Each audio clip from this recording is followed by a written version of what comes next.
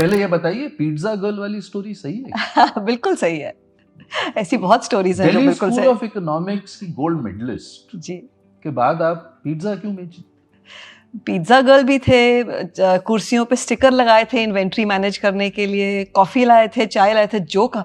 मेरे फादर ने मुझे कहा था, देखो जब तुमने जॉब कर रहे हो तो बिल्कुल कुछ अहंकार नहीं रखना, अपना गोल्ड मेडल को घर में छोड़ के जाओ दिल्ली स्कूल के, और जो काम वो कहें वो करो और वो सीखो। That generation was like that. हमें कहा जाता था, राइट? आजकल सब कहते हैं कि वर्क का क्वालिटी क्या है, ये क्या है, वो है। वहाँ तब तो कहा गया था कि, in fact my father used to say every time your boss passes by, you should stand up and say good morning, good afternoon. It was a very different culture, बहुत अलग टाइम थे. We were grateful for our jobs.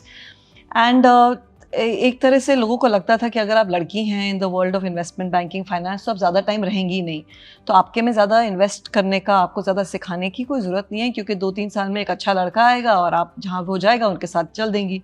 So I think मेरे को initially कहा जाता था कि जाओ नीचे से पिज़्ज़ा ले आओ, जाओ कॉफ़ी ले आओ, ये सब करो, while the boys were being given the hard financial models etc. My colleagues, my counterparts, and मेरे को ये सब कहा जाता था, पर मैंने किया और उसमें भी बहुत कुछ सीखा. बहुत हर चीज़ में कुछ सीखने को मिलता है. आई थिंक एक ऑर्गेनाइजेशन कैसे चलती है उसके बहुत एस्पेक्ट्स होते हैं, एंड जितना आप बिना अहंकार के काम करोगे आई थिंक उतना ही फल अच्छा मिलेगा, because then you will be grateful for every step. So या इट्स अभी लगता है अजीब, पर तब तो खुशी खुशी कर लिया था. जब आपने दिल्ली स्कूल ऑफ इकोनॉमिक्स से अपनी पढ़ाई ख़त्म की और एमए किया, वहाँ गोल्ड मेडलिस्ट थी आप, उस वक़्त डी स्कूल जिसे कहते थे, वहाँ से तो सब जो निकल के जो दिग्गज इकोनॉमिस्ट हैं इस देश के सब वहीं से आए. बिल्कुल. तो आप इन्वेस्टमेंट बैंकिंग में कैसे आए?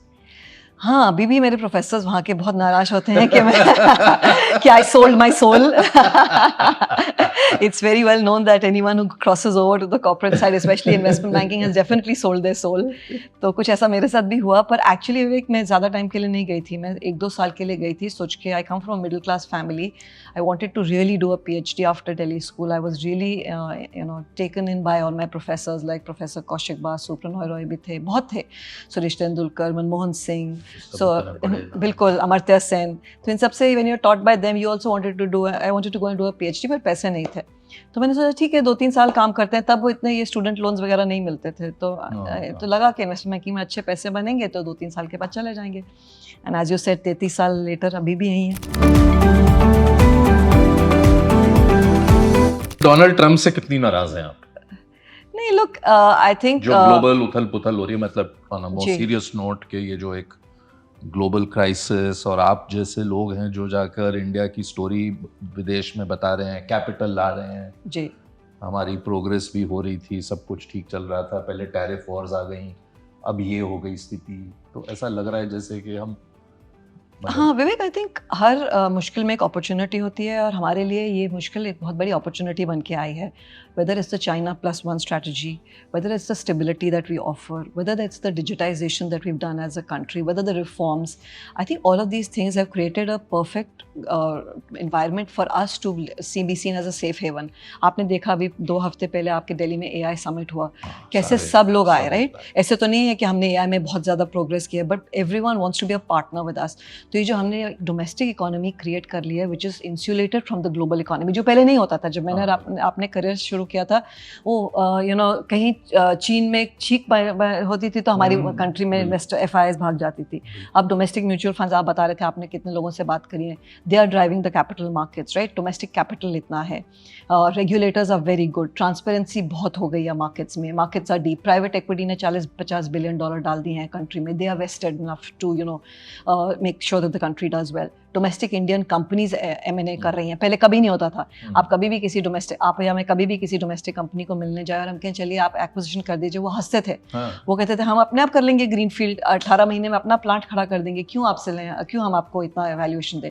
अभी हमने टोरेंट को JB केमिकल्स दिलवाया, वो $3 बिलियन का एसेट है. हमने मैनकाइंड को भारत सीरम दिलवाया. They outbid private equity investors, right? And then bought these assets. So it shows you that domestic pools of capital are alive, and it's very good. It's at this level, at a $5 trillion economy, हमें आत्मनिर्भर होना ही पड़ेगा in this kind of globalizing world. So I think in a way India has taken really good advantage of these opportunities and the mayhem in the world, made itself more, अपने आप को ज़्यादा आत्मनिर्भर किया. Plus also the other thing we've done very well is we've diversified our sources of capital. Finance में 2 चीज़ें आपने मेरे ख्याल से बहुत कंट्रीब्यूट की कॉन्वर्सेशंस के लिए सोसाइटी में। एक था role of women in finance जी और एक था वर्क लाइफ बैलेंस। जी और ये दोनों पर अगर आप कोई भी आज की जो यंग बच्ची है तारा अगर सुन रही है, उस पे आपकी क्या view? So firstly, Vivek, I don't think it's changed as much as I would have liked it to I change, know. right? तो ये मैं ये नहीं कहना It's चाहिए better कि than it's what better. it was, but long I way think to because go. organizations are more aware, they're trying to do more. Whether it's in terms of just making sure that there's a voice to be heard. If you as a woman you're feeling objectified or trivialized, you can go to the HR. Nobody will. पहले तो शर्म आती थी कुछ भी बताने में कि ऐसे बात हुई हमारे से या कुछ ऊपर नीचे बात हुई, लगता था अपनी कोई गलती है रे। अब वो नहीं है. So I think that stigma is gone. That bit is good. For women who have children or who have aging parents, work from home, flexi hours वगैरह, paternity leave government ने भी introduce करी है. तो I think वो सब improve हो रहा है. Of course it needs to improve a lot more because as आप देख रहे हैं C-suite में there are not enough women. Entry level पे we are educating our girls with passion, right? And all the valedictorians are girls. They're not boys. The ones who are topping are all girls. कोई लड़का first नहीं आता है in schools में. जब भी आप पेपर खोलिए CBSE topper, ICSE topper सब लड़कियां हैं.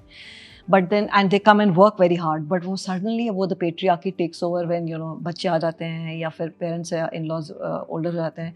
Because it's the point I said to you earlier, Vivek, a woman's career is not seen as a career. It's just seen as a job.